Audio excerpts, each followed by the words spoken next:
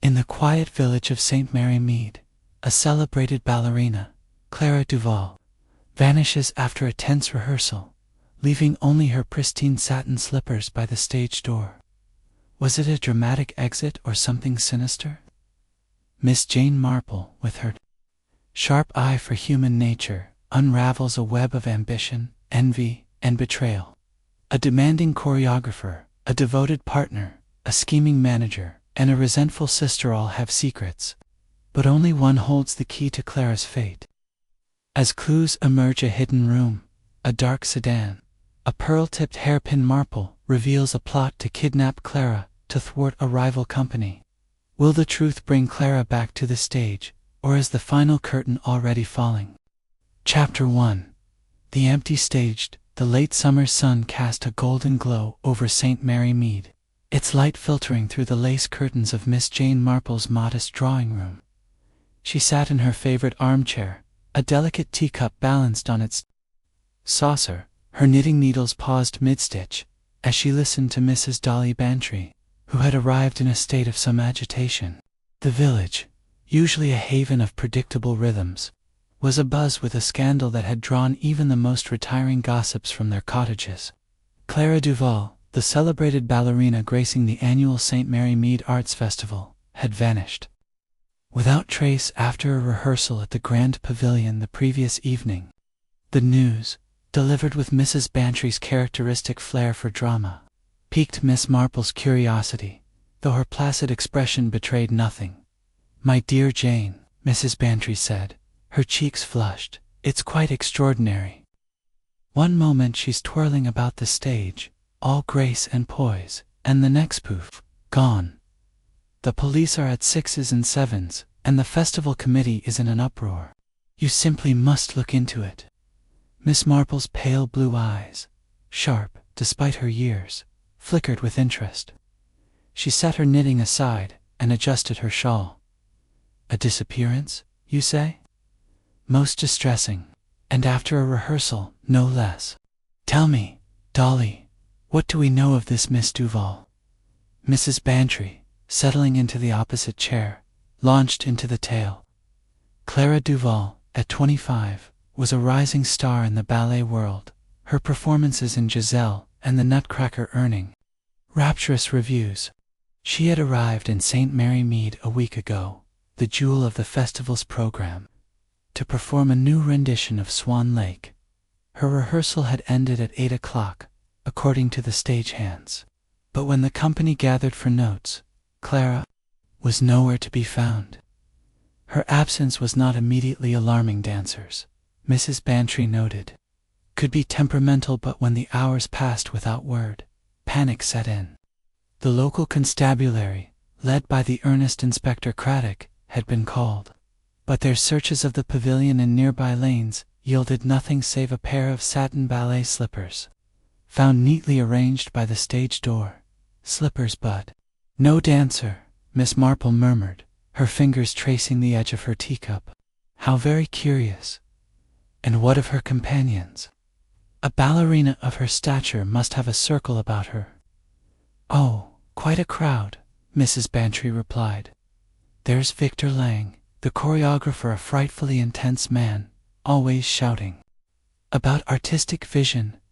Then Paul Renard, her dance partner, terribly handsome and devoted to her. Margaret Holt, her manager, a sleek sort who seems to know everyone's business. And Clara's sister, Elise, who works with the company, though I hear they don't always see eye to eye." Miss Marple nodded, her mind already sifting through the cast of characters. A choreographer, a partner, a manager, and a sister, she said softly, each with their own ties to Miss Duval, and perhaps their own secrets. "I think, Dolly, I shall take a stroll to the pavilion. The air of a theater often holds more truths than its players intend." An hour later, Miss Marple, her black umbrella serving as both parasol and walking stick, made her way to the Grand Pavilion, a handsome if slightly faded structure on the village's edge. The building, with its ornate cornices and heavy oak doors, had once been a music hall, now repurposed for the festival's grand performances. Inside, the air was cool and heavy with the scent of polished wood and rosin dust. Inspector Craddock, a familiar face from past village intrigues, greeted her with a respectful nod, though his brow was furrowed with worry. Miss Marple, he said, "I'm glad you're here, though I wish it were under happier circumstances. We've turned the place upside down, but there's precious little to go on. Miss Duval's coat and bag are missing, suggesting she left of her own accord. But those slippers by the door, they trouble me. It's not like a dancer to leave them behind."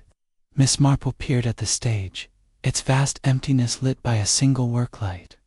The boards were scuffed from countless pirouettes, and a forgotten prop of feathered headdress lay in one corner. "Indeed," she said, her voice gentle but probing. "A dancer's slippers are as personal as a writer's pen. To leave them so neatly placed suggests deliberation, perhaps not her own. Have you spoken to the company?" Briefly, Craddock admitted. "They're a prickly lot, each pointing fingers at the others. Lang says Clara was difficult. Renard swears she was in good spirits. Miss Holt claims it's a publicity stunt.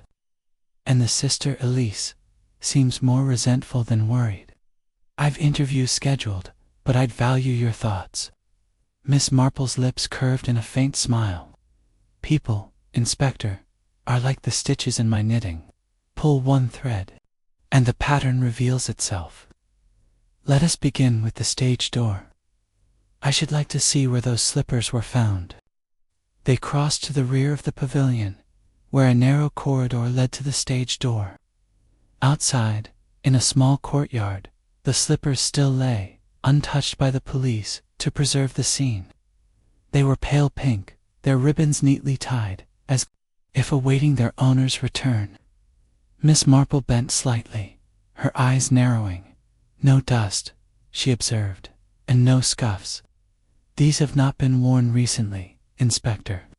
Someone placed them here, I think, to tell a story that may not be true."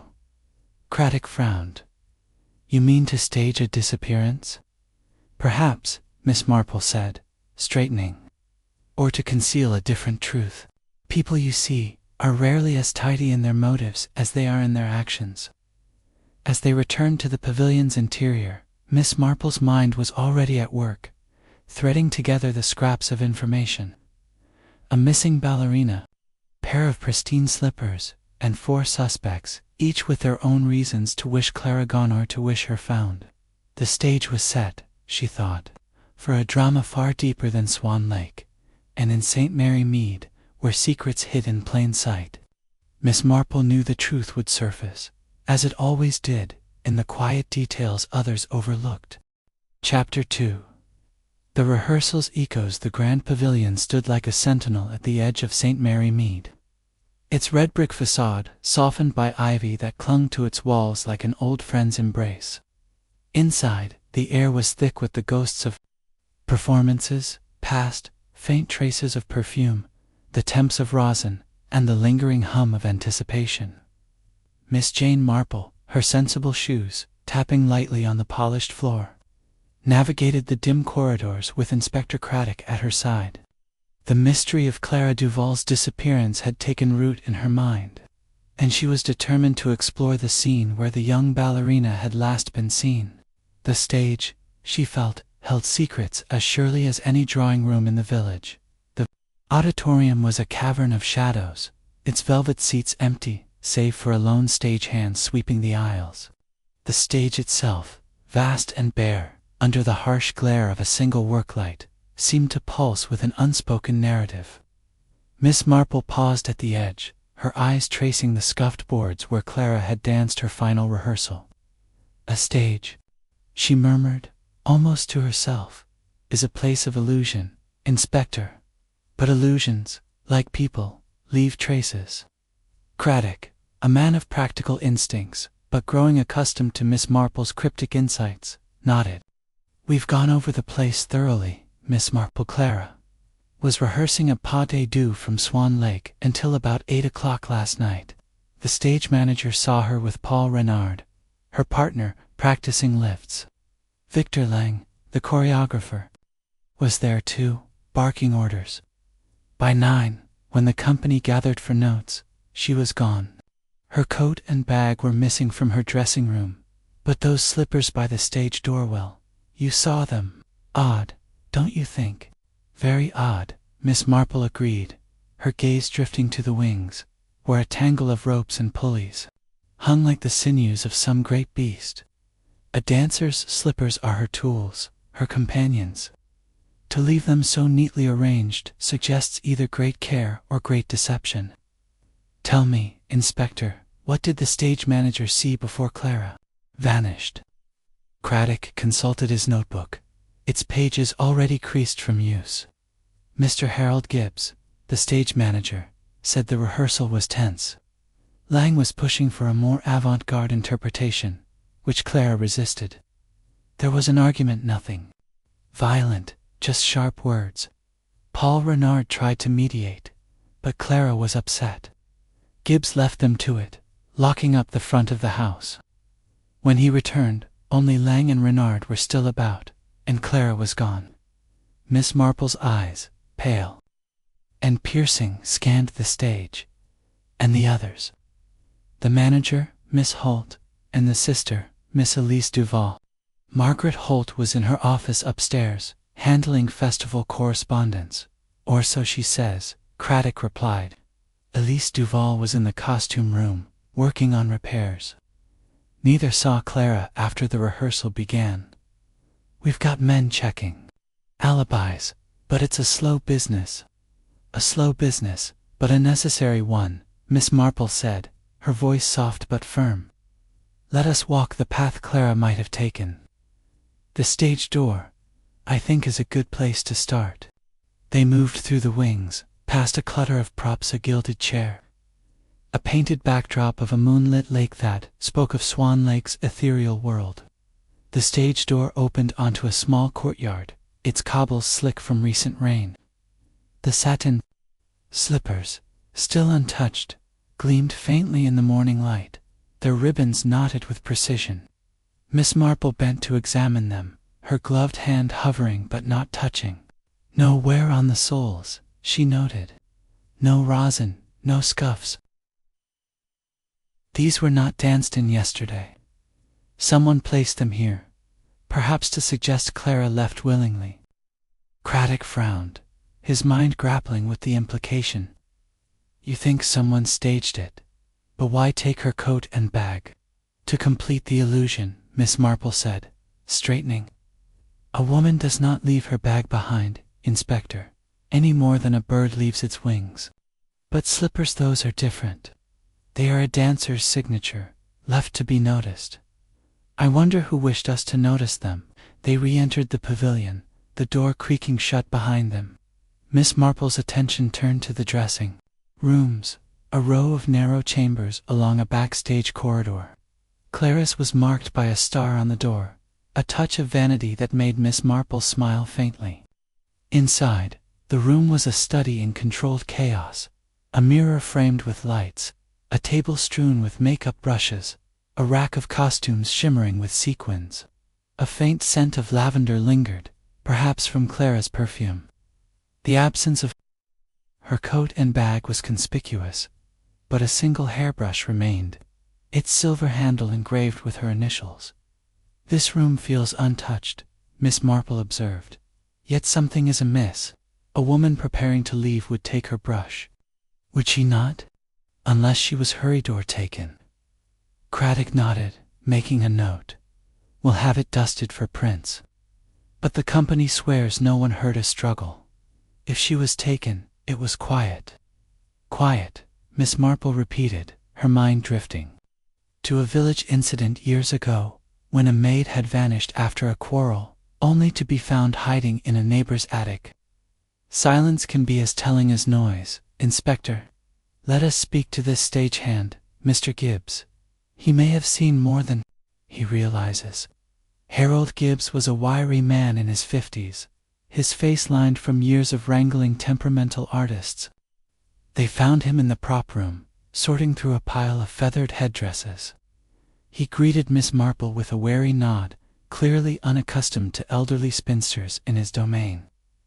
Terrible business, miss, he said, setting aside a plume. Clara was a proper star, but she had her moments. Last night, she and Lang were at it like cats, arguing over some turn or other. I kept out of it. Miss Marple's smile was disarming. Of course, Mr. Gibbs, you must see all manner of tiffs in a theater. Tell me, what was the mood like before Clara vanished? Gibbs scratched his chin. Tense, like I said. Lang wanted her to do some newfangled steps, modern, he called it. Clara wasn't having it, said it ruined the story. Renard, poor lad, tried to calm them, but Clara was in a right state. I left them to sort it out and went to lock the front doors. When I came back, maybe half an hour later, she was gone. I thought she'd stormed off, and you saw no one else? Miss Marple asked, her tone gentle but probing. Gibbs hesitated, his eyes flicking to the side.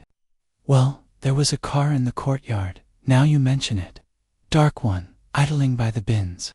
Didn't think much of it at the time. Delivery folk come and go, but it was odd, being so late.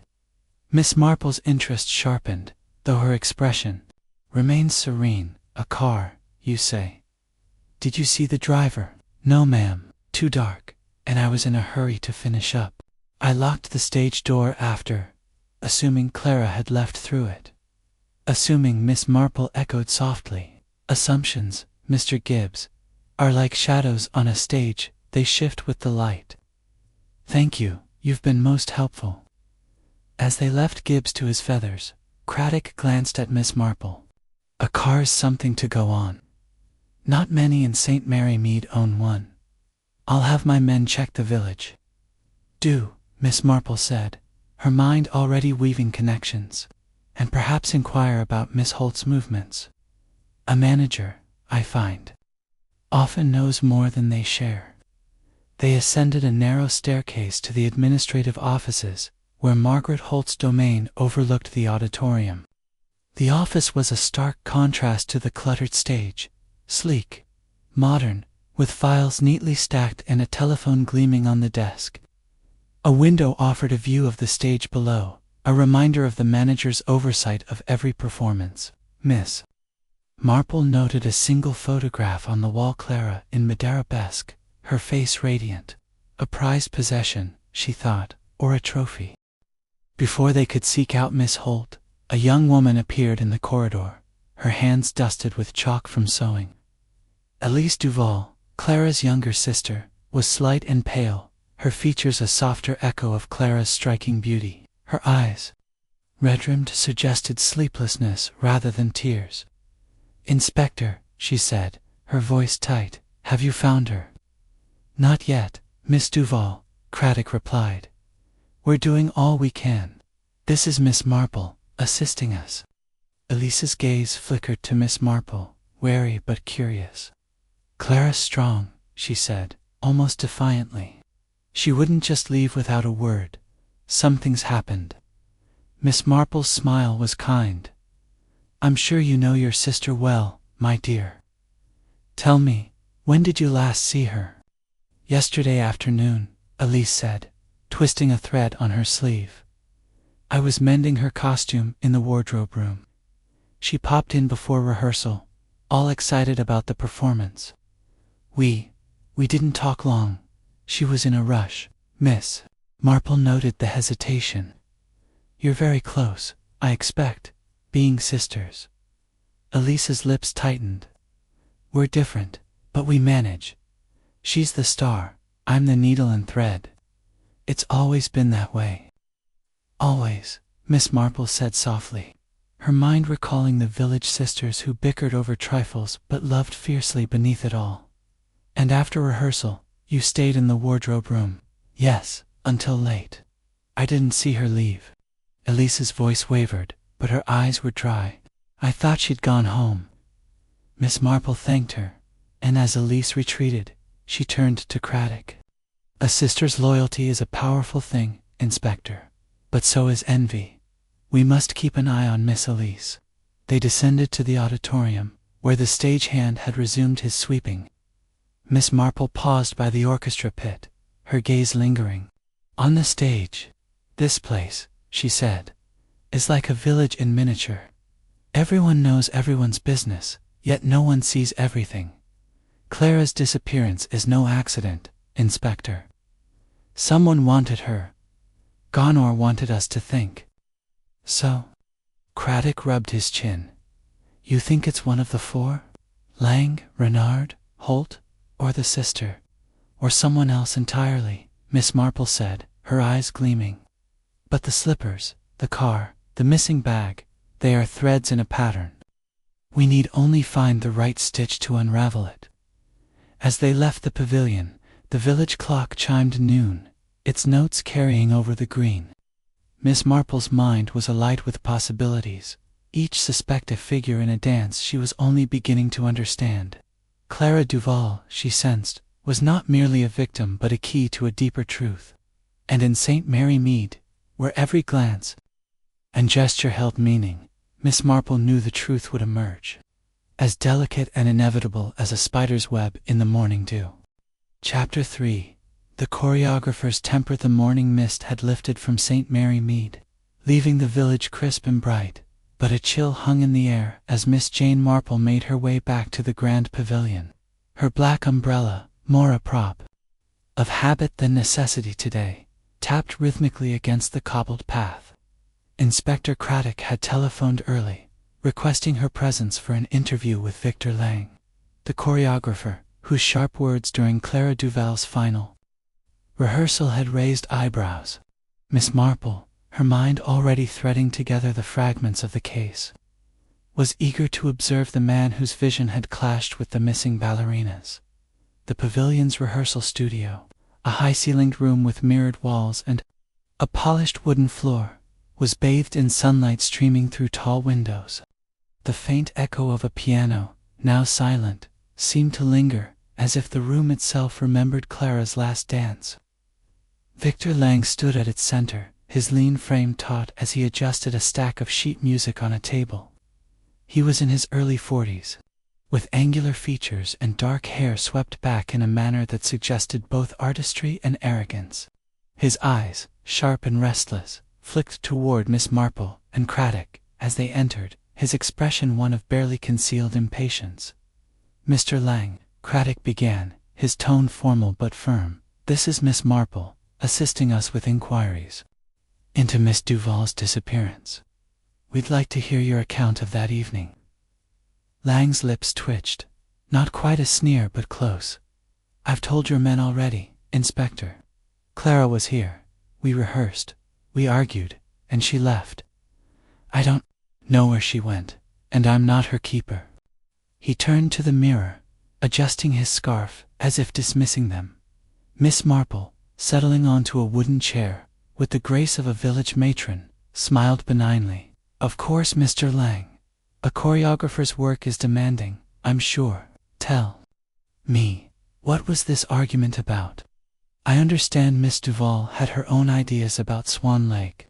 Lang's fingers paused on the scarf, and he turned, his gaze narrowing.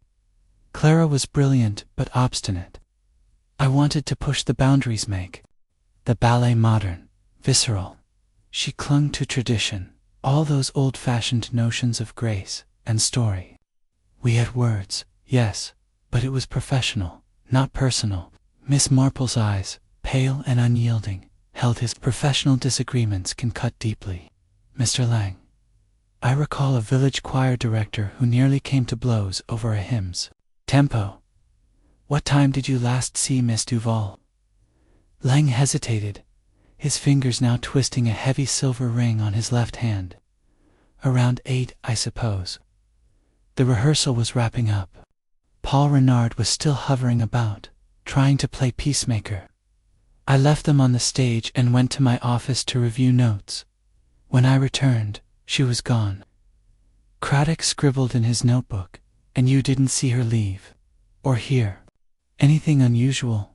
"Nothing," Lang said sharply. "The pavilion's a noisy place, creaking boards, slamming doors. If she slipped out, I wouldn't have noticed.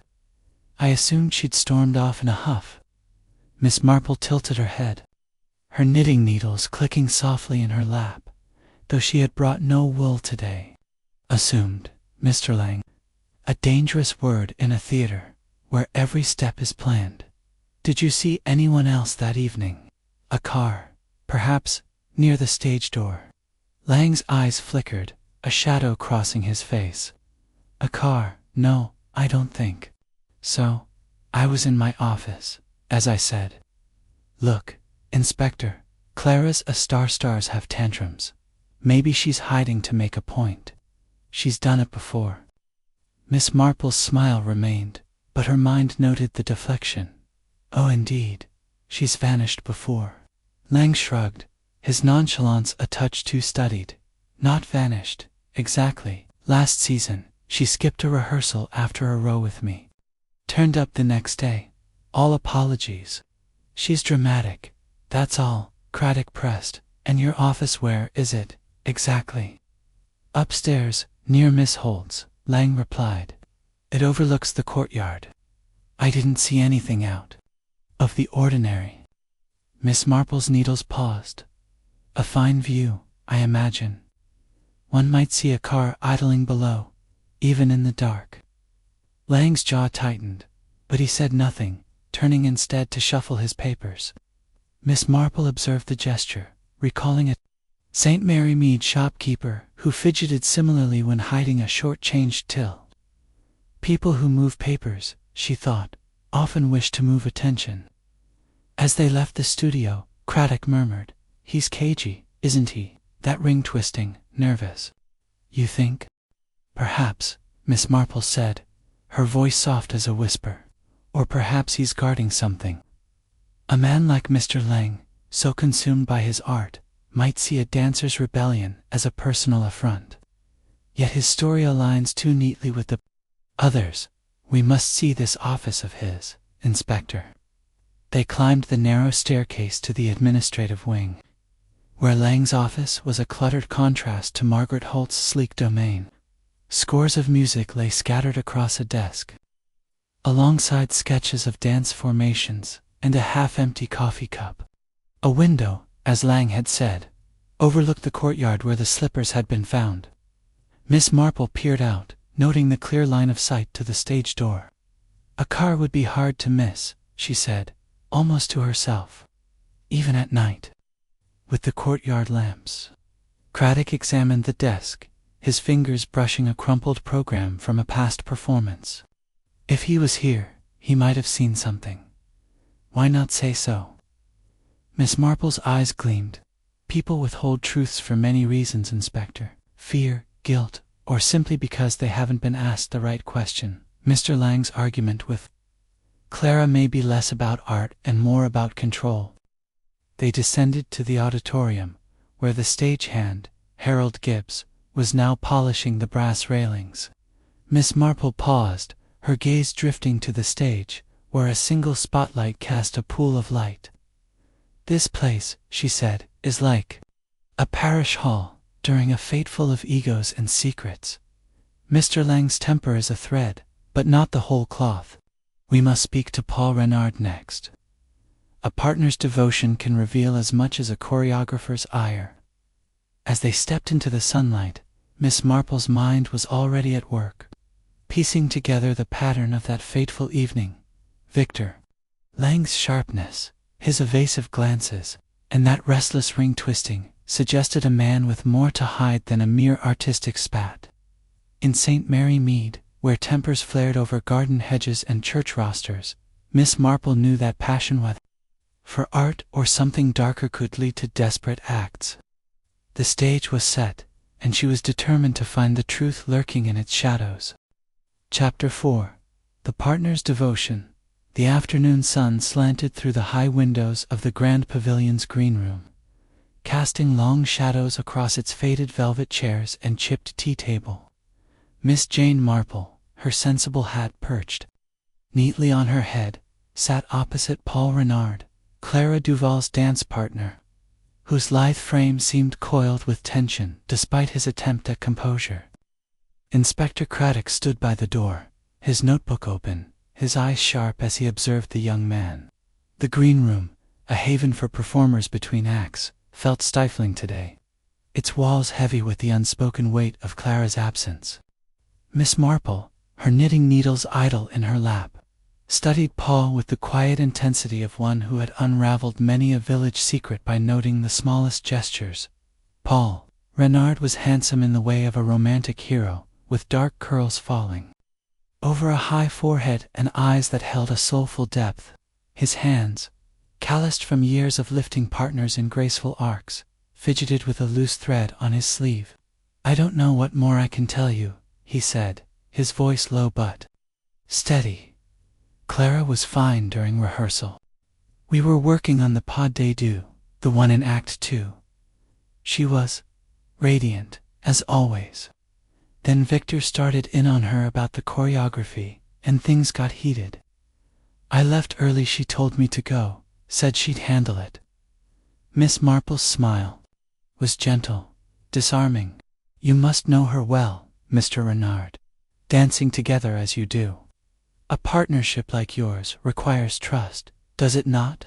Like the vicar's wife and her organist in St. Mary Mead, always in step, yet one misstep can upset the harmony." Paul's lips curved faintly, but his eyes remained guarded. "Clara and I, we understand each other. On stage, it's like we're one person. Off stage, she's her own woman, strong, stubborn. She didn't need me to fight her battles with Victor." Craddock interjected, his tone brisk. "You left at what time, Mr. Renard? And where did you go?" "About 7:30, Paul replied, his gaze dropping to his hands. Clara insisted. "I rest for the performance. I went for a walk by the river, down past the mill. I needed air after Victor's shouting. When I got back, around 9, she was gone. I thought she'd gone home, but then I saw her slippers by the stage door." Miss Marple's eyes narrowed slightly, though her expression remained serene. "The river path is a lonely one at dusk, Mr. Renard. Did you meet anyone on your walk?" Paul shook his head, a touch too quickly. "No one. The village was quiet. I just walked, thought about the performance. Clara's the heart of it, you know. Without her, Swan Lake is nothing." His voice caught, and Miss Marple noted the tremor in his hands, now clasped tightly. "You care for her deeply," she said softly, as if commenting on the weather. "It must be difficult, seeing her caught in such disputes. Did she ever speak of leaving the company? Or of troubles with others? Miss Holt, perhaps? Or her sister?" Paul's jaw tightened, and he leaned back, his posture defensive. "Clara was restless sometimes. She'd had offers from other companies, Starlight Ballet, for one. Margaret was furious about it, said it'd ruin her career. As for Elise, well, they're sisters. They bicker, but Clara always looked out for her. She never said anything about being afraid, if that's what you mean." Miss Marple's needles clicked once, a deliberate sound in the quiet room. "Fear is not always spoken, Mr. Renard. In my village, a young man once hid his worries behind a smile, much like yours, until a crisis forced them out." "Tell me, what was Clara's mood that evening, truly?" Paul hesitated, his eyes flicking to the window, where the village green lay serene beyond. "She was upset, I suppose. Victor's new ideas were tearing at her. She loved the classic Swan Lake, the story of it. But she was determined, not frightened. Clara's not the sort to run away." Craddock scribbled a note, then looked up. "Your alibi, Mr. Renard, it's thin. No one saw you by the river. Can you confirm where you were between 7:30 and 9? Paul's cheeks flushed, and his voice rose slightly. "I told you I was walking. I didn't think I'd need a witness to clear my head. Look, I'd never hurt Clara. She's everything to me." Miss Marple's gaze softened, but her mind was sharp. "Of course, Mr. Renard. Devotion is a powerful thing, but it can blind us to others' actions. Did you notice anything unusual when you returned? A sound, a shadow, perhaps a car in the courtyard?" Paul frowned, his fingers stilling. A car? I don't think so. The courtyard was dark, and I was focused on getting back to check on Clara. But now you mention it, I heard a door slam somewhere in the pavilion, not the stage door. Maybe the front entrance. I thought it was Gibbs, the stage manager, locking up. Miss Marple exchanged a glance with Craddock, who made another note. A door, she said, almost to herself. Doors, like hearts, are often closed to hide what lies behind. Thank you, Mr. Renard. You've been most helpful. As Paul rose, his movements graceful, despite his unease, Miss Marple watched him leave, noting the slight slump in his shoulders. A devoted partner, she murmured to Craddock, but devotion can be a mask as much as a motive. His walk by the river is convenient, don't you think? Too solitary for comfort. Craddock nodded, closing his notebook. He's holding something back, I'd wager. That tremor in his hands, nerves or guilt. Or love, Miss Marple said, her voice thoughtful. In St. Mary Mead, I knew a young man who loved a girl so fiercely he hid her letters to protect her honor, only to cause a scandal. Mr. Renard's love for Clara is plain, but whether it binds him to her or to her fate, we shall see. They stepped into the corridor, where the faint hum of the pavilion's life-distant voices, the creak of a floorboard underscored the mystery. Miss Marple's mind turned to the slamming door Paul had mentioned. It was a small detail, but in her experience, small details were the stitches that held a case together. We must ask Mr. Gibbs about that door, she said, and perhaps check the front entrance. If someone entered or left, they may have left a trace. Craddock led the way to the front of the house, where the pavilion's grand foyer opened onto the village square. The heavy oak doors, polished to a gleam, were locked tight, as Gibbs had claimed. But Miss Marple, her eyes sharp as ever, noticed a faint smudge on the brass handle, barely visible in the afternoon light. A glove. Perhaps, she said, pointing. Or a cloth, used to wipe away prints. Someone was careful, Inspector. Craddock called for a constable to dust the handle, then turned to Miss Marple. You think someone came in after the rehearsal? To take Clara?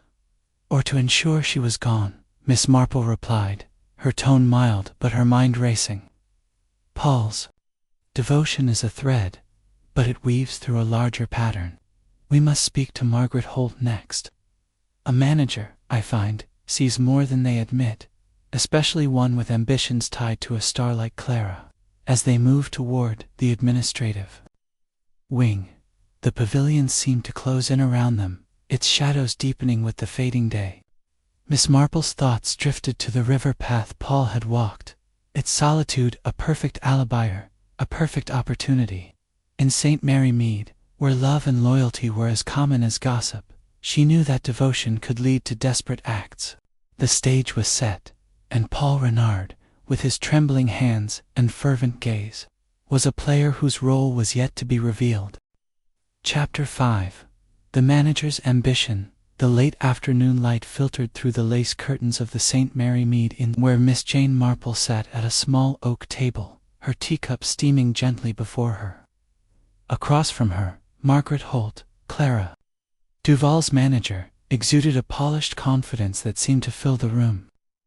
Her tailored suit, the color of claret, was impeccable, and her dark hair was swept into a sleek chignon, a stark contrast to the rustic charm of the inn's beamed ceiling and chintz cushions.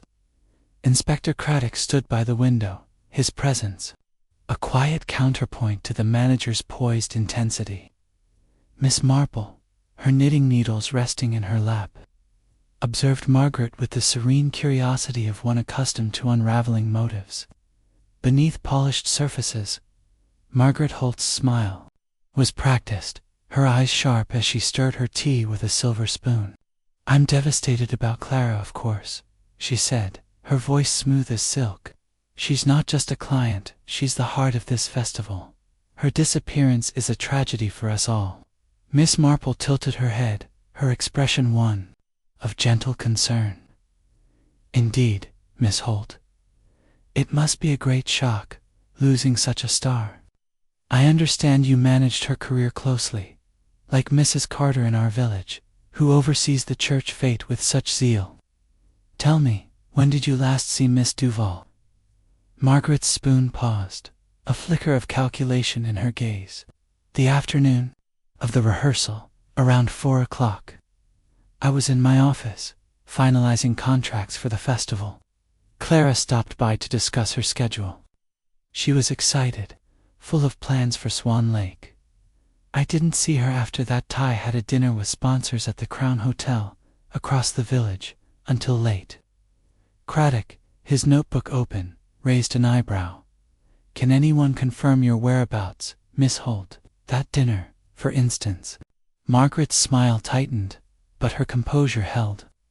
Of course, Inspector. Mr. and Mrs. Langley, the sponsors, were with me from 7 until nearly 10. You can ask them. I returned to the pavilion briefly to collect some papers, but the place was quiet. I assumed Clara had gone home. Miss Marple's eyes, pale and piercing, lingered on Margaret's pristine nails, manicured to a glossy perfection. A busy evening, she remarked softly, and such a responsibility, managing a talent like Clara's. I hear she had offers from other companies. Starlight Ballet, was it? That must have been a challenge for you. Margaret's fingers tightened briefly on her cup, a movement so slight it might have gone unnoticed by anyone but Miss Marple. Clara was ambitious, she said, her tone carefully neutral. Starlight made an offer, yes, but I advised her against it. Their director has a reputation for cutting corners. Clara trusted me to guide her career. She knew I had her best interests at heart. Trusted, Miss Marple echoed, her voice as gentle as a breeze. A powerful word, Miss Holt. In St. Mary Mead, I knew a shopkeeper who trusted his clerk implicitly, until a missing ledger revealed a different story. Did Clara ever speak of leaving your management? Margaret's laugh was light, almost musical, but it rang hollow. Clara, leave me? Nonsense. We were building something extraordinary together. She was my star, my ticket to the top. Why would she'll walk away from that? Miss Marple's needles clicked once, a deliberate punctuation. Why, indeed. Yet stars, like flowers, sometimes seek new gardens. Tell me, Miss Holt, did you notice anything unusual that evening? A sound, perhaps, or a glimpse of something out of place? Margaret leaned back, crossing her arms. Nothing comes to mind. The pavilion was its usual chaos: stagehands, dancers, Victor Lang shouting about his vision. I was focused on my work. If Clara left, she didn't tell me. Craddock interjected, his tone brisk. You own a car, don't you, Miss Holt? A black sedan, I believe. Was it parked at the pavilion that night? Margaret's eyes narrowed, but her smile remained. My car? Yes, it was in the courtyard. I drove to the dinner and back. Is that significant, Inspector? Perhaps, Craddock said, making a note. A stagehand mentioned seeing a dark car idling near the stage door, around the time Clara vanished. Any thoughts on that? Margaret shrugged, her poise unshaken. Delivery vans come and go, all the time. It could have been anyone's. I didn't see anything unusual. Miss Marple's gaze drifted to the window, where the village green lay quiet under the fading light. A car is a curious thing, she said, almost to herself. In our village, a motorist once caused quite a stir by parking in the wrong lane. Small details, Miss Holt, can tell a larger story. Your office overlooks the courtyard, does it not? Yes, Margaret replied, her voice cool. But I was at dinner, as I said. I didn't spend the evening staring out windows. Of course, Miss Marple said, her smile unwavering. Yet windows, like eyes, see much when we least expect it. Thank you, Miss Holt. You've been most helpful. As Margaret rose, her movements as graceful as a dancer's. Miss Marple noted the faintest crease in her brow, a crack in her polished facade. Craddock escorted her out, then returned, his expression thoughtful. She's smooth, isn't she? Too smooth, maybe. That dinner alibi sounds solid, but I'll check with the Langleys. Do, Miss Marple said, her voice soft but firm, and perhaps inquire about her car's movements. A black sedan is not so common in St. Mary Mead, and that stagehand's memory of it idling is a thread worth pulling. They left the inn and walked toward the pavilion, the village settling into the hush of early evening. Miss Marple's mind was alight with possibilities, each suspect a figure in a dance of motives and secrets. Margaret Holt's ambition, as bright and sharp as her manicured nails, was a force to be reckoned with. In St. Mary Mead, where ambition often hid behind smiles and charity teas, Miss Marple knew that a woman like Margaret might go to great lengths to keep her star, to ensure no one else claimed her. The stage was set, and the next act, she sensed, would reveal more of the pattern she was beginning to discern. Chapter 6. The Sister's Shadow. Evening air in St. Mary Mead carried the scent of honeysuckle as Miss Jane Marple made her way along a narrow lane to the modest cottage where Elise Duval resided. The village was settling into twilight, its thatched roofs and tidy gardens bathed in the soft glow of lanterns. Elise, Clara's younger sister, lived on the outskirts, her home a small, ivy-clad dwelling with a neatly swept path leading to its door. Miss Marple, her black umbrella tucked under her arm, approached with the quiet determination of one who had unraveled many a village secret by listening to the unsaid. Inspector Craddock accompanied her, his stride purposeful but his expression betraying a hint of fatigue from the day's inquiries. The cottage door opened to reveal Elise, her slight frame draped in a simple gray dress, her hands dusted with chalk from her work as a seamstress. Her features, so like Clara's, in their delicate bone structure, lacked the ballerina's radiance, shadowed instead by a quiet intensity. Her eyes, red-rimmed but dry, met Miss Marple's with a mixture of wariness and resignation. "Miss Marple, Inspector," she said, her voice low. "I suppose you're here about Clara. Please, come in."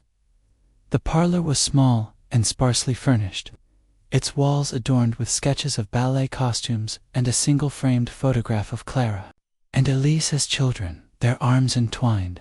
A sewing basket sat open on a table, its contents spilling out like a confession of restless hands.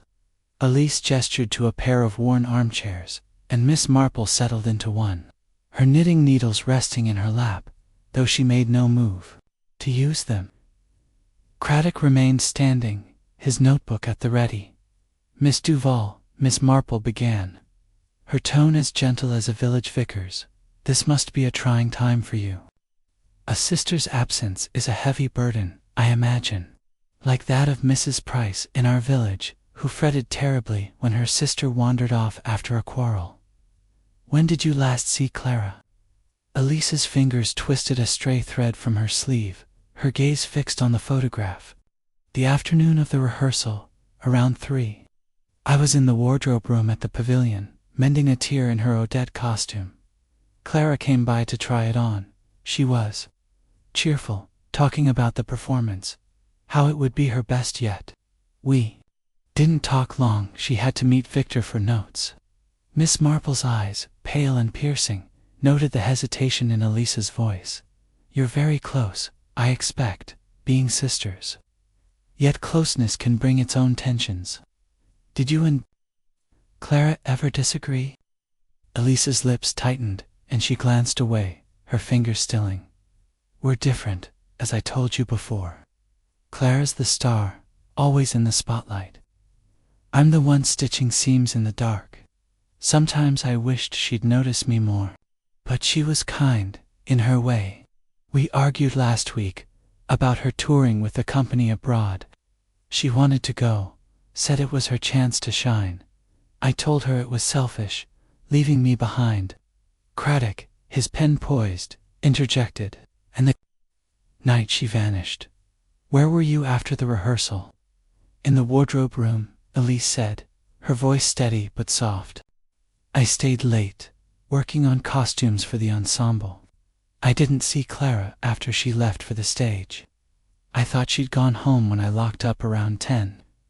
Miss Marple tilted her head, her expression one of quiet sympathy. Alone. In the wardrobe room, all evening. A lonely task, I'm sure. Did you hear anything unusual? Voices, footsteps, perhaps a door closing? Elise frowned, her brow creasing. It's a noisy old building, creaks and thumps everywhere. I did hear a car outside, maybe around 8:30, but I didn't think much of it. The courtyard's always busy with deliveries. Miss Marple's smile was faint but encouraging. A car, you say? Like the one Mr. Gibbs mentioned, perhaps. Did you see it, or its driver? Elise shook her head. No, I was at my sewing machine, facing away from the window. I only heard the engine, then it faded. I assumed it was someone from the festival crew. Craddock made a note, his eyes narrowing. You didn't check on Clara after her rehearsal. Being her sister, I'd have thought you'd want to know she was safe. Elise's cheeks flushed, and her voice took on a defensive edge. Clara doesn't need me hovering. She's always been independent. I had work to do, and she had her own plans. I didn't know she was missing until the next morning. Miss Marple's needles clicked once, a soft punctuation in the quiet room. Of course, my dear. Duty keeps us busy, doesn't it?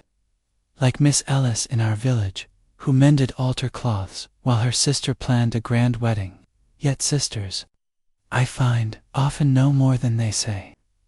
Did Clara ever mention troubles with anyone? Mr. Lang, perhaps, or Miss Holt? Elise's gaze flickered to the photograph, then back to Miss Marple. She argued with Victor, but that was normal. He's always pushing her. With Margaret it was different. Clara said Margaret was too controlling, always pushing her to sign new contracts. And there was that offer from Starlight Ballet. Clara was tempted, but she didn't want to hurt Margaret's feelings.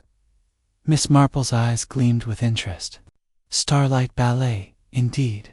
A tempting prospect for a dancer like Clara. Did she confide in you about her plans? Elise hesitated, her fingers resuming their restless twisting. She said she was thinking about it, but nothing was decided. I told her to stay. She didn't need Starlight to be a star. But Clara, she wanted more, always more. The room fell silent, save for the distant ticking of a clock. Miss Marple's mind turned over Elise's words, noting the mix of pride and resentment in her tone. Envy, she thought, is a quiet shadow, but it casts a long one. She recalled a pair of sisters in St. Mary Mead, one a beauty, the other a scholar, whose rivalry over a suitor had led to whispered scandals. Elise's devotion to her craft, and to her sister, seemed genuine.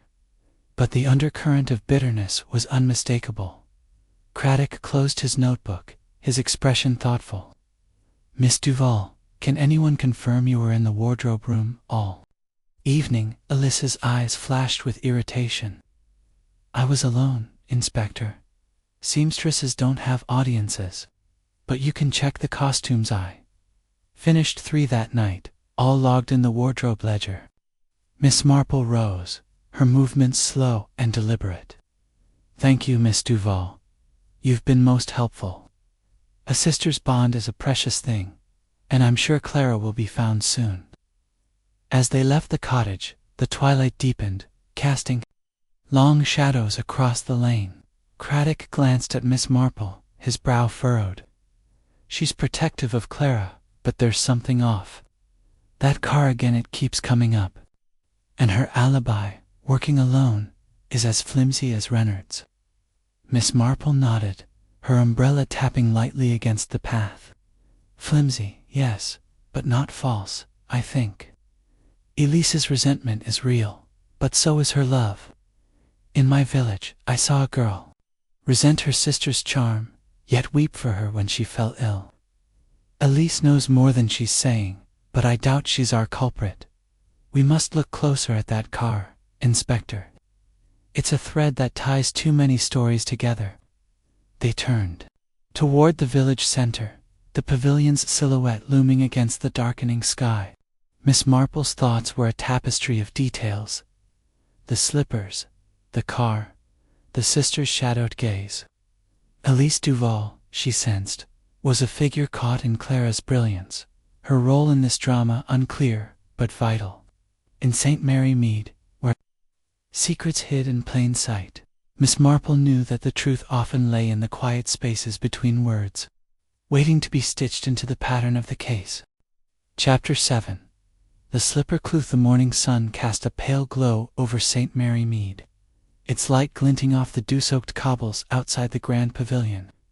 Miss Jane Marple, her black umbrella serving as a walking stick, approached the theater. With a measured step, her mind weaving together the threads of Clara Duval's disappearance. Inspector Craddock walked beside her, his face etched with the strain of a case that seemed to slip further from resolution with each passing hour. The satin slippers, left so deliberately by the stage door, had become a focal point in Miss Marple's thoughts. Their pristine condition, a silent challenge to the narrative of Clara's voluntary departure. Today, she intended to examine them again, certain that their placement held a key to the mystery. The pavilion's courtyard was quiet, save for the distant chirping of sparrows and the soft rustle of leaves stirred by a breeze. The slippers remained where they had been found, guarded now by a young constable who nodded respectfully as Miss Marple and Craddock approached. The pink satin gleamed faintly, their ribbons knotted with a precision that spoke of care rather than haste. Miss Marple bent slightly, her eyes sharp despite the fine lines that framed them, and studied the slippers without touching them. "No dust," she murmured, as she had before, but now her tone carried a deeper conviction. "No trace of rosin, nowhere on the soles. These were not worn that night, Inspector. They were placed here, like a prop in a play." Craddock crouched beside her, his brow furrowed. "You're certain, Miss Marple, Clara could have changed shoes before leaving? Dancers are particular about their slippers, aren't they?" "Particular? Yes," Miss Marple replied, straightening with a faint smile. "Like Mrs. Jenkins in our village, who kept her best gloves for church and never wore them in the garden. A dancer's slippers are her craft, Inspector. Clara would not leave them so neatly arranged, especially not these unworn, untouched by the stage. Someone wished us to believe she walked away, but I think she was taken." Craddock's eyes narrowed, and he signaled the constable to preserve the slippers for further examination. "If you're right, this changes things. It's not just a disappearance, it's a staged scene. But who would go to such trouble?"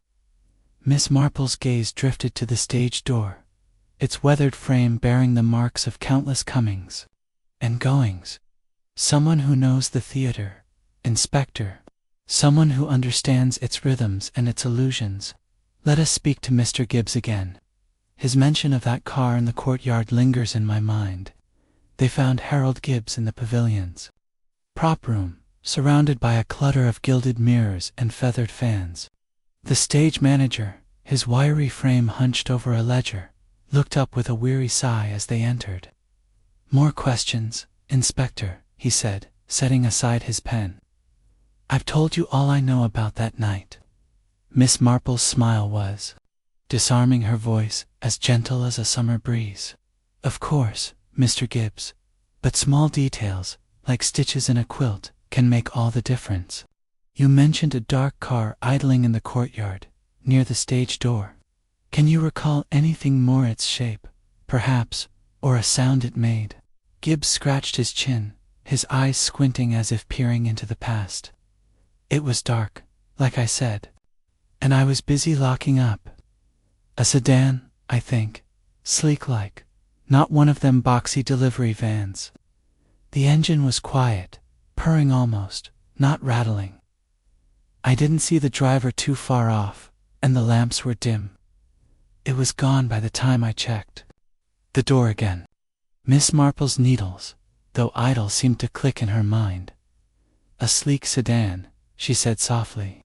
Not so common in St. Mary Mead, where bicycles and carts are more the fashion. And the slippers, Mr. Gibbs, did you see them when you locked the stage door? Gibbs frowned, his fingers tapping the ledger.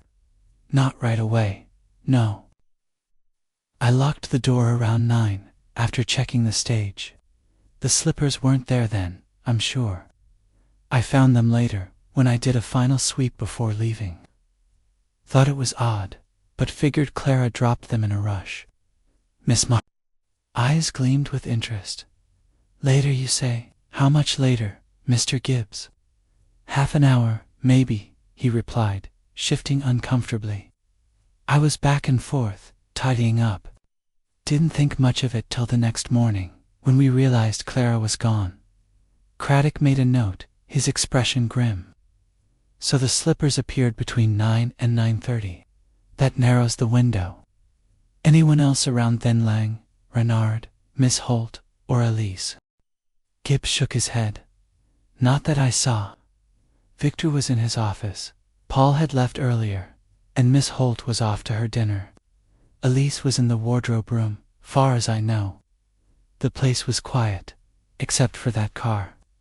Miss Marple thanked him, her mind already threading the new detail into the pattern. As they left the prop room, she turned to Craddock. The slippers were placed after 9, Inspector, when the courtyard was supposedly empty. Yet a car was there, and Miss Holt owns a black sedan. It's a curious coincidence, don't you think? Craddock nodded, his jaw tight.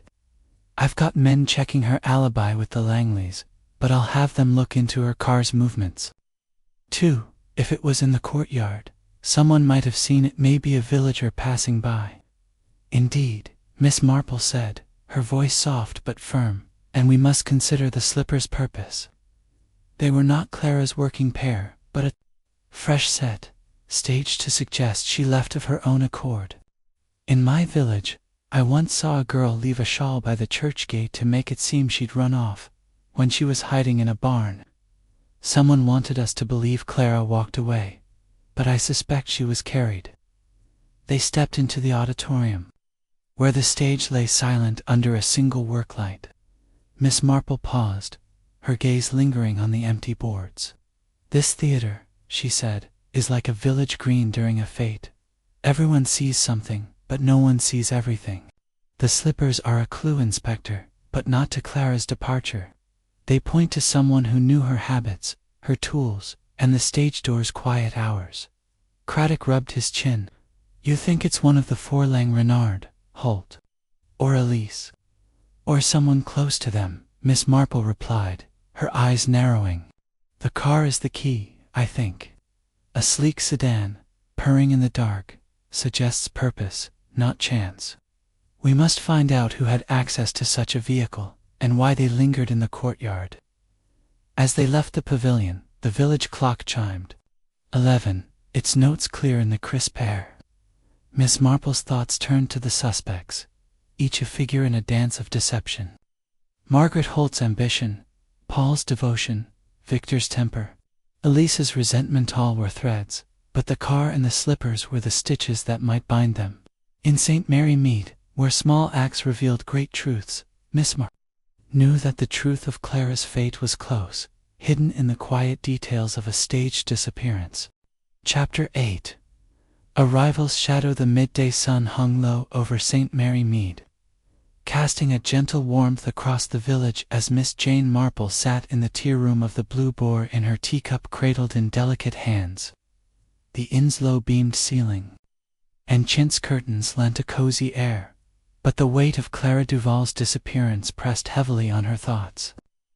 Inspector Craddock, seated opposite, had just shared a new piece of intelligence. Starlight Ballet, a rival company, had been aggressively pursuing Clara, offering her a lead role that threatened to append Margaret Holt's carefully curated plans.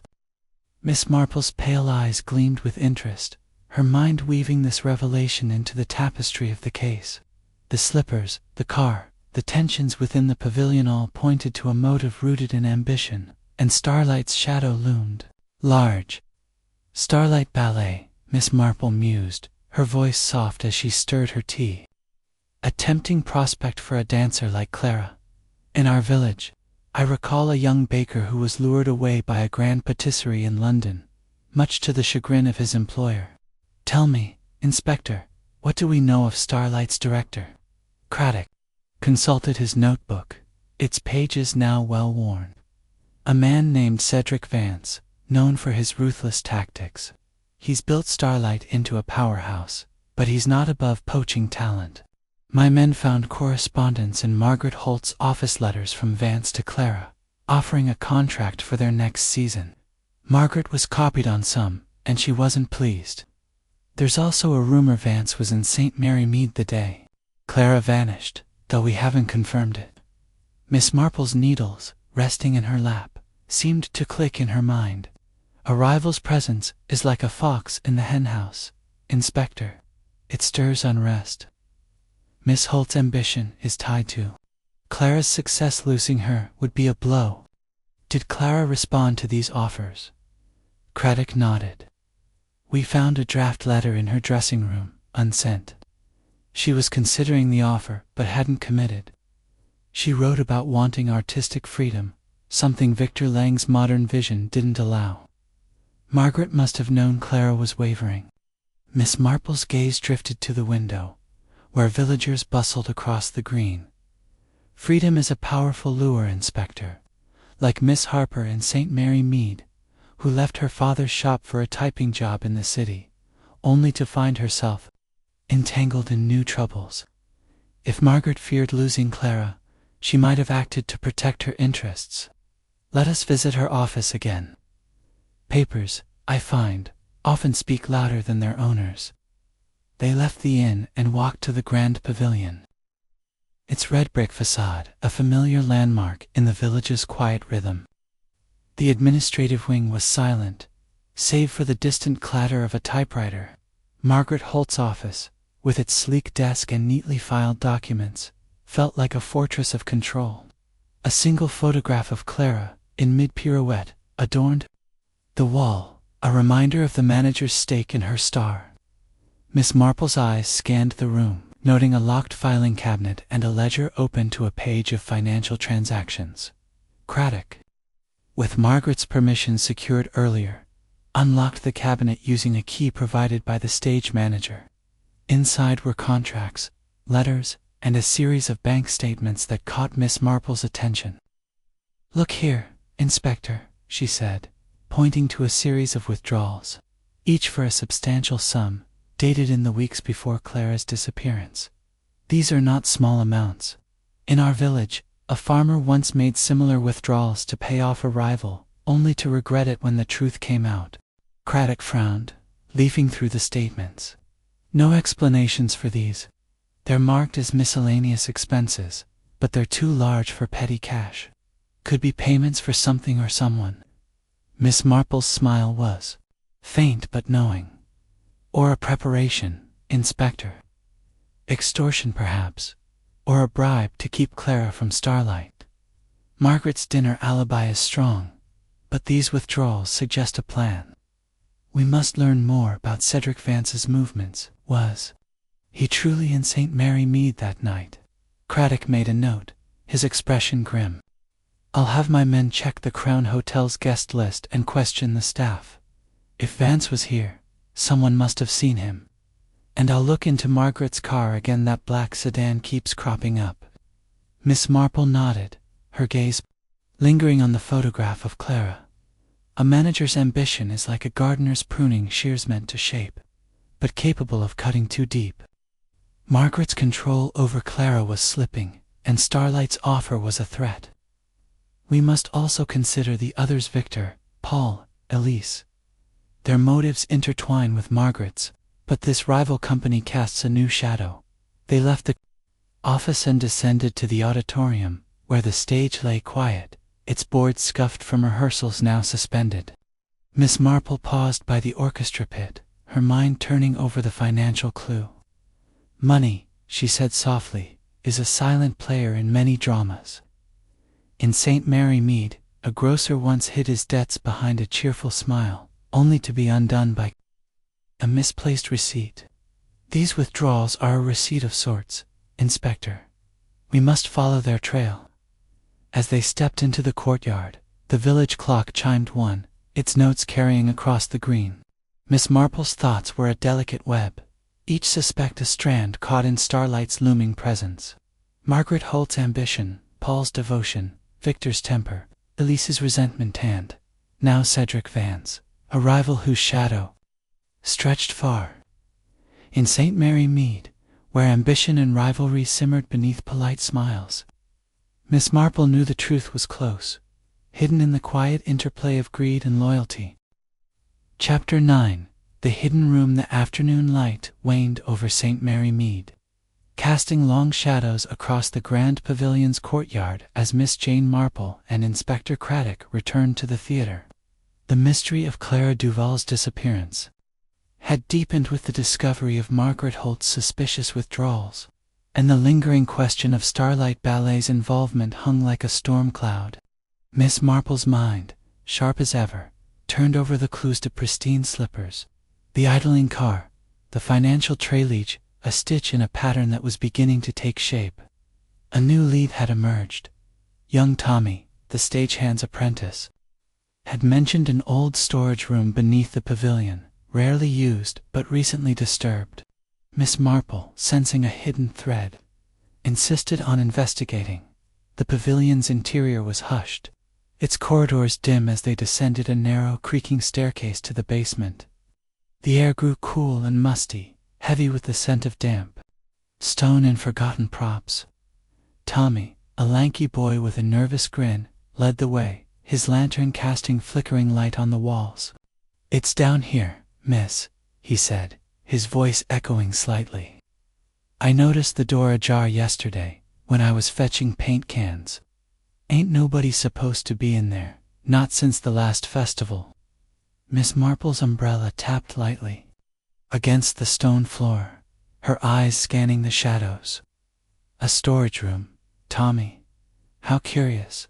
In our village, old sheds often hold more than cobweb secrets, sometimes tucked away like forgotten letters."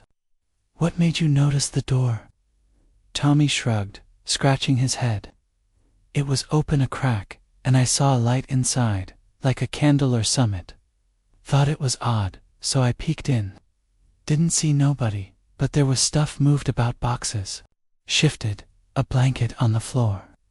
Gave me the creeps, so I shut the door and told Mr. Gibbs."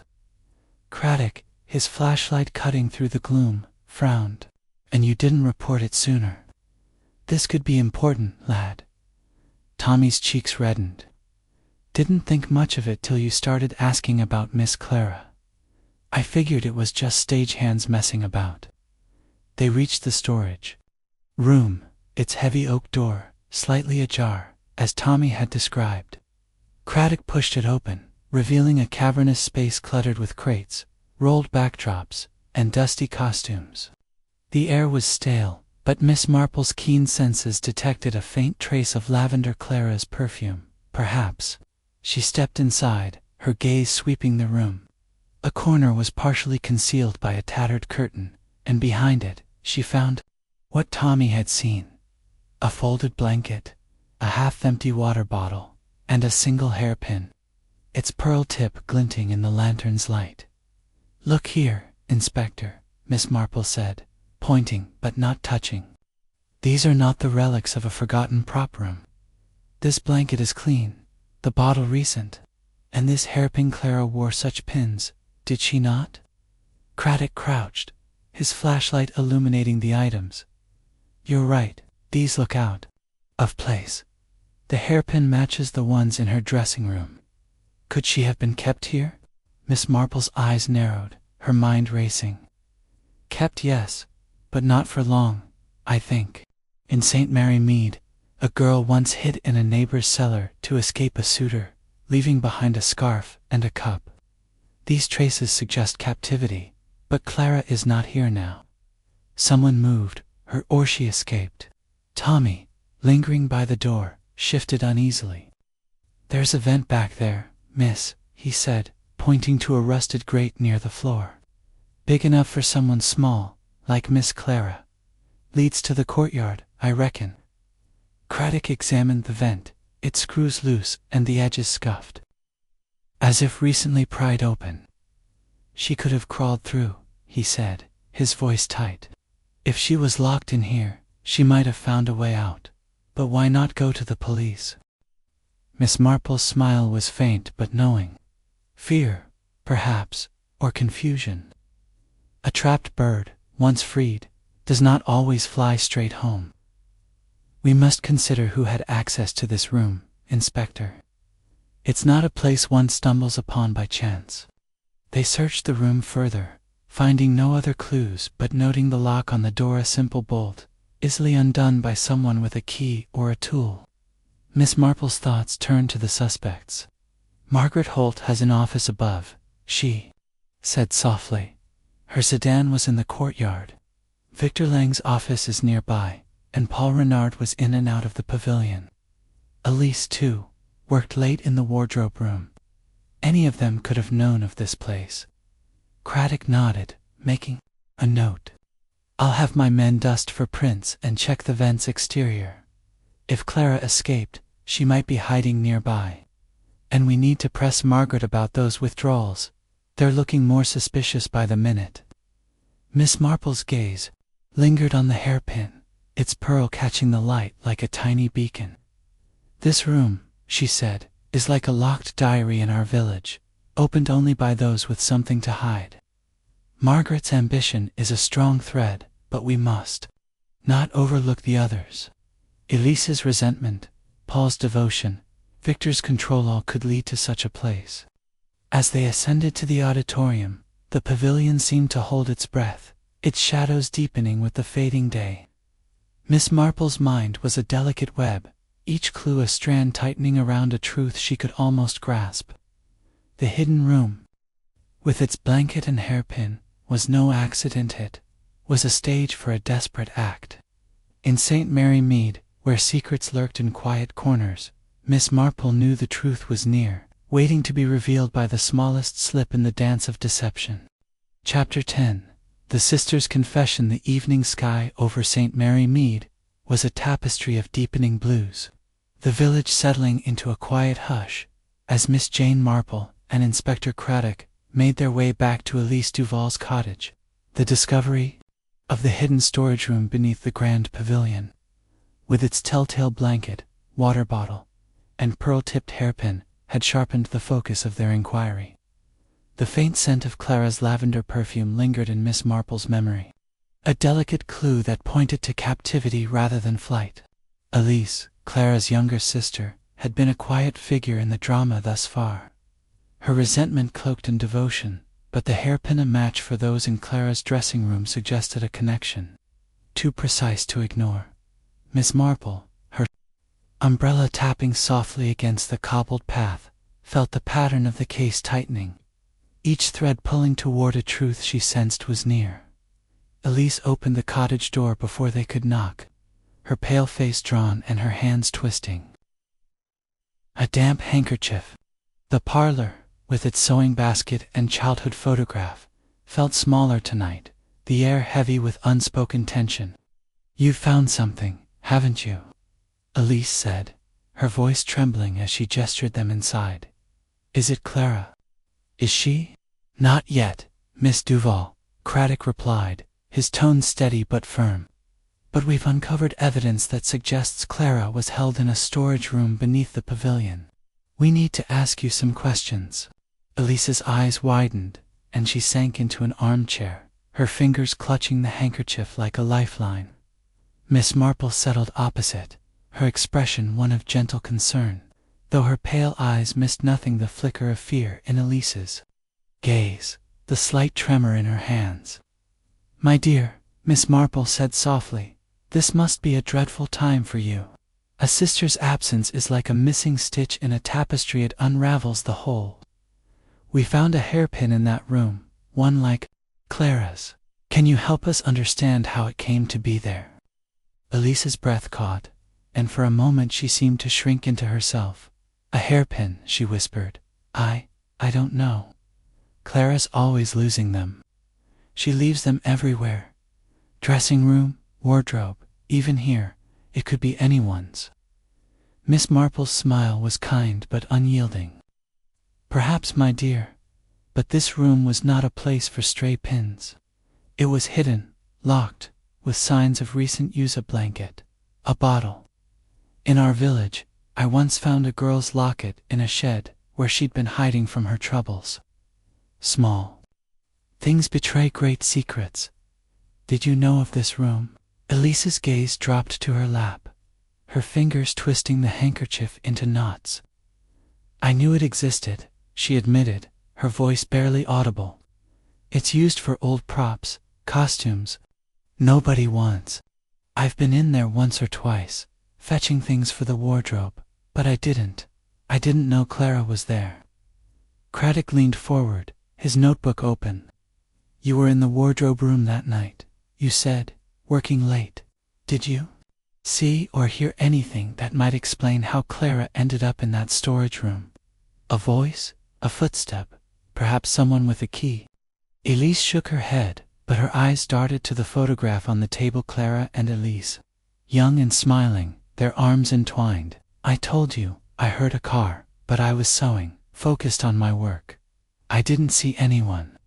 The pavilion's full of noises, doors, creaks, people coming and going.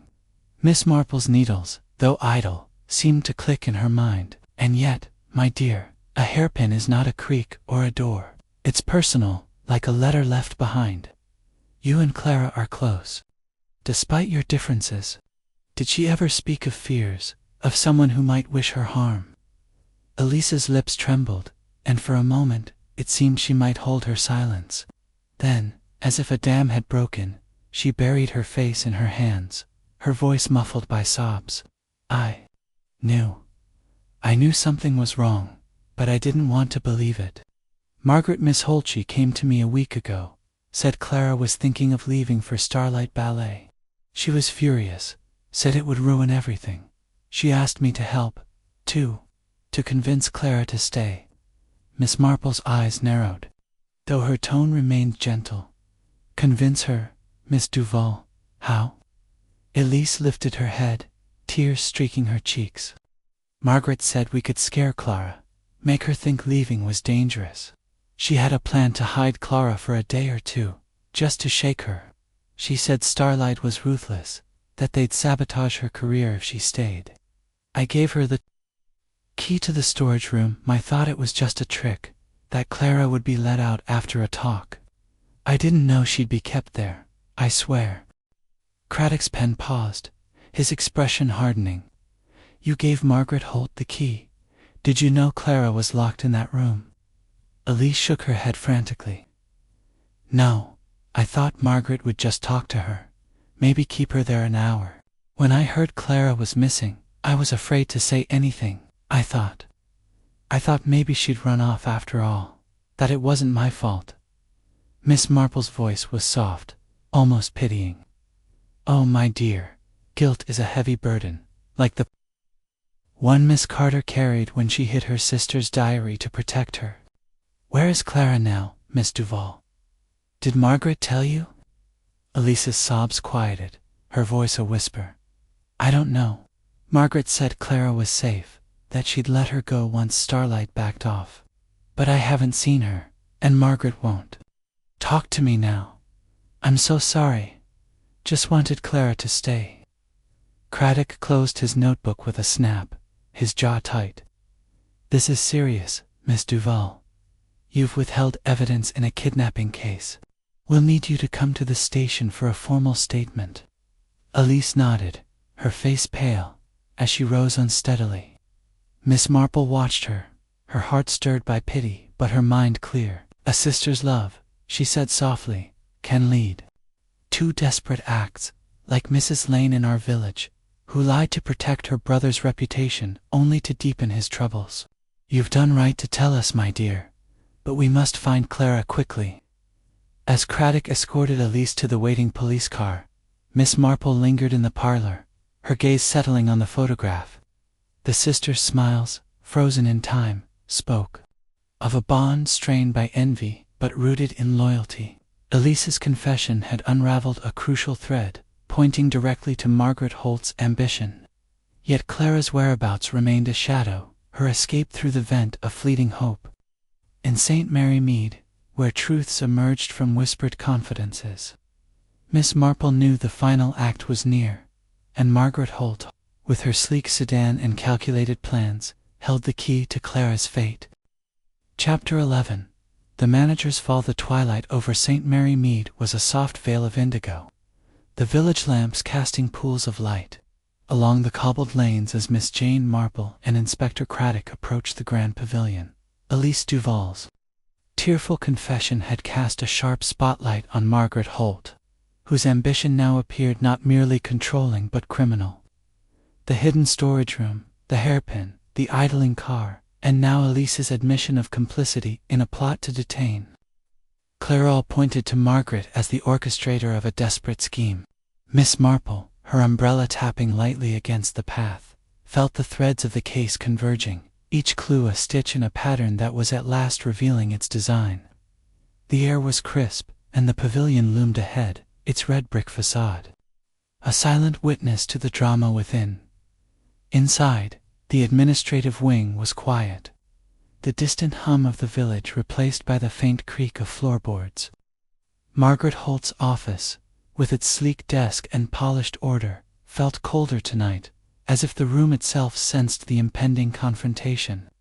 Margaret stood by her window, her claret suit impeccable, her dark hair still swept into a flawless chignon, but her eyes, when they met Craddock's, held a flicker of unease, quickly masked by her practiced smile. "Inspector, Miss Marple," she said, her voice smooth but edged with tension. "I assume you have news about Clara." Craddock's tone was brisk, his notebook already open. "We do, Miss Holt. Evidence has come to light that requires your immediate cooperation. We've spoken to Elise Duval, and she's made some serious allegations. Care to explain your role in Clara's disappearance?" Margaret's smile faltered, her fingers tightening briefly on the edge of her desk.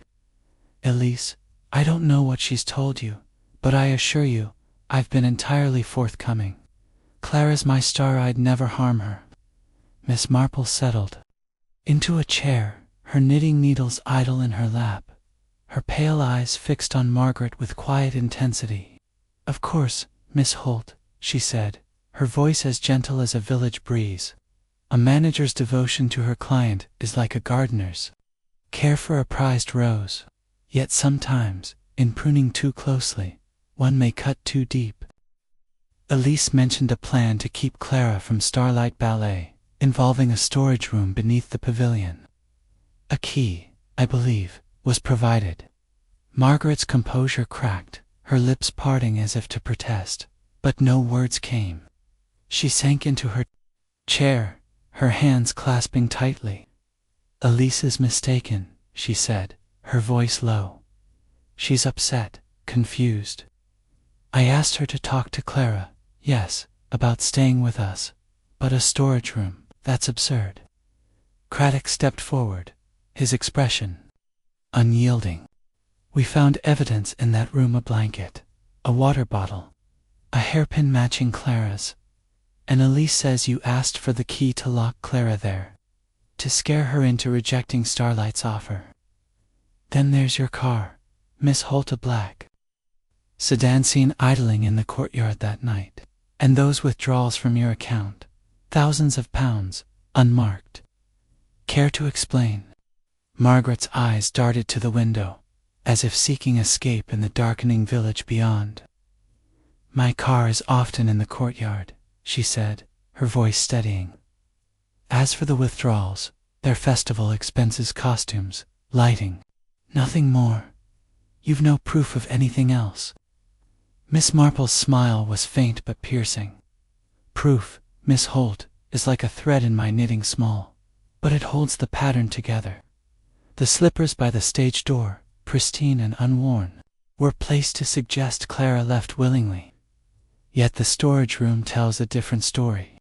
In St. Mary Mead, A shopkeeper once staged a theft to cover his debts, leaving a broken lock to mislead us. Your plan, I think, was to hold Clara briefly, to pressure Starlight, perhaps for a ransom or a deal. But Clara escaped, didn't she?" Margaret's face paled, her hands trembling now. "This is nonsense," she said, but her voice lacked conviction. "I don't know where Clara is. If she was in that room, someone else put her there." Craddock produced a photograph of the hairpin, its pearl tip unmistakable. "This was found in the storage room, Miss Holt. Elise says you planned to detain Clara there. We've also confirmed your car was in the courtyard at 8:30, not at the Crown Hotel as you claimed. The Langleys said your dinner ended at 8. Care to revise your statement?" Margaret's composure shattered, her shoulders slumping as she buried her face in her hands. "I didn't mean for it to go so far," she whispered, her voice breaking. "Clara was going to leave for Starlight. They offered her everything, LAG roles, a tour, more than I could give her. I'd lose everything, my reputation, my career. I thought if I could scare her, show her Starlight was dangerous, she'd stay. I lured her to the storage room, said it was a meeting with Vance. I locked her in, just for a night, to negotiate with Starlight. But she was gone when I checked, escaped through that vent, I suppose. I didn't know where she went." Miss Marple's eyes softened with pity, though her mind remained clear. "Greed, Miss Holt, is a cruel master. Like Mr. Barnes in our village, who hid his neighbor's tools to keep a contract, only to lose his honor. You placed the slippers to cover your tracks, didn't you?" Margaret nodded, tears streaking her face. "I thought it would look like she'd left on her own. I was desperate. I didn't hurt her, I swear. I just wanted her to stay." Craddock signaled to a constable waiting outside. "Margaret Holt, you're under arrest for kidnapping and obstruction. We'll need a full statement at the station." As the constable led Margaret away, her polished facade now a ruin, Miss Marple rose, her umbrella tapping the floor. "A sad business, Inspector," she said softly. "Ambition can twist even the steadiest heart. But Clara is still out there. Perhaps frightened, perhaps hiding. We must find her before she comes to harm." Craddock nodded, his jaw tight. "We're searching the nearby villages, and I've got men checking the vent's exit in the courtyard. If she crawled out, she can't have gone far." Miss Marple's gaze drifted to the photograph of Clara on the wall, her pirouette frozen in time. "A dancer's spirit is resilient," she said, "like Miss Lucy in our village, who fled a quarrel but returned when the truth was known. Clara's escape is a sign of her strength. We must follow the threads she left behind." As they left the pavilion, the village was cloaked in night, its silence broken only by the distant hoot of an owl. Miss Marple's thoughts were a delicate web, Margaret's confession a crucial strand that had unraveled the plot, but not the mystery's end. Clara's whereabouts remained a shadow, but in St. Mary Mead, where truth emerged from the quietest corners, Miss Marple knew the final act was close, waiting to be revealed in the light of a dancer's resilience. Chapter 12. The dancers returned. The morning sun rose over St. Mary Mead, its golden rays piercing the mist that clung to the village green, as Miss Jane Marple stood outside the grand pavilion, her black umbrella resting lightly in her hand. The arrest of Margaret Holt the previous evening had sent ripples through the village. The news whispered in tea rooms and over garden fences. Yet Clara Duval's whereabouts remained a lingering shadow, her escape from the hidden storage room a testament to her resilience, but not a resolution. Inspector Craddock, his face lined with the fatigue of a sleepless night, had received a call at dawn. Clara had been found, shaken but unharmed, in a neighboring village. Miss Marple, her mind threading together the final stitches of the case, accompanied him to the pavilion, where a gathering was planned to reunite Clara with her company and close the curtain on the mystery. The auditorium was alive with a subdued buzz, the velvet seats filled with dancers, stagehands, and festival organizers, their faces a mix of relief and curiosity. Clara stood at the center of the stage, her lithe frame wrapped in a borrowed shawl, her dark hair loose but her eyes bright with the fire of survival. Beside her stood Elise, her sister, her expression a blend of guilt and gratitude, her hands clasped tightly. Paul Renard lingered nearby, his soulful eyes fixed on Clara, while Victor Lang stood apart, his angular features softened by a rare humility. Miss Marple, seated in the front row beside Craddock, observed the scene with her characteristic serenity, her pale eyes missing nothing. Craddock rose, addressing the gathering with a clear, steady voice. "Ladies and gentlemen, I'm pleased to report that Miss Clara Duval is safe and returned to us. Her disappearance was the result of a misguided plot, and the responsible party is in custody. Miss Marple has been instrumental in unraveling this case, and I've asked her to explain the details." Miss Marple stood, her small figure commanding the room with quiet authority. "Thank you, Inspector," she said, her voice gentle but firm. "This has been a troubling affair, not unlike a tangle in my knitting, where one must pull each thread carefully to see the pattern. Clara's disappearance began with ambition, a force as common in St. Mary Mead as in any theater. Margaret Holt, her manager, feared losing Clara to Starlight Ballet, a rival company offering her a grand future. In her desperation, Margaret devised a plan to detain Clara, to frighten her into staying. A murmur rippled through the audience, and Clara's gaze dropped, her hands tightening on the shawl. Miss Marple continued, her tone measured. Margaret enlisted Elise, Clara's sister, who provided a key to a storage room beneath this very stage. Clara was lured there under the pretense of a meeting, locked in to pressure Starlight into withdrawing their offer. But Clara, resourceful as she is, escaped through a vent, leaving behind a hairpin that became our first clue. Elise's cheeks flushed, and she looked away, but Clara reached out, touching her arm gently. Miss Marple's eyes softened. Elise's part was born of loyalty twisted by envy, much like a girl in our village who hid her sister's letters to keep her close, only to regret it. The slippers by the stage door, pristine and unworn, were Margaret's attempt to suggest Clara had left willingly, a ruse to cover her scheme. Paul Renard stepped forward, his voice hoarse. "But why didn't Clara come to us? Why hide?" Clara spoke, her voice steady despite her ordeal. "I overheard Margaret in the storage room, talking on her telephone about Starlight. I was frightened, didn't know who to trust. When I crawled out through the vent, I ran to a friend's cottage in Little Hampton, too scared to return until I knew it was safe." Miss Marple nodded, her smile kind. "Fear, Mr. Renard, can make even the bravest hesitate. In St. Mary Mead, a young man once hid in a barn after a quarrel, afraid of what he'd heard. Clara's escape was her strength, but her silence was her shield." Craddock added, "We found Clara this morning, thanks to a villager's tip. Margaret Holt has confessed to kidnapping and obstruction, and her financial withdrawals corroborate her plan to extort Starlight. The car in the courtyard, her black sedan, tied her to the scene." Victor Lang, his usual sharpness subdued, spoke up. "I argued with Clara, yes, but I'd never harm her. She's the soul of this ballet." Miss Marple's gaze met his, her expression thoughtful. "Passion, Mr. Lang, can blind us, but your art will go on. Clara's return is a chance to mend what was broken."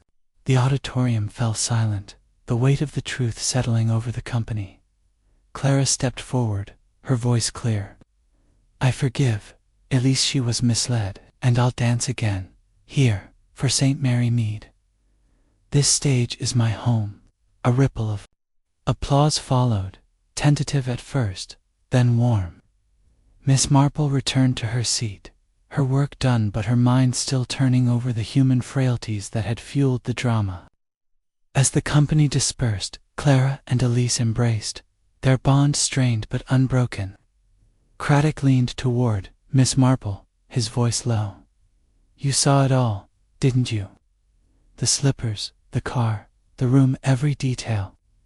Miss Marple's smile was faint but knowing. Details, Inspector, are like the stitches in a village quilt's mall, but they hold the whole together. People reveal themselves in their choices, and Margaret's greed was no match for Clara's spirit.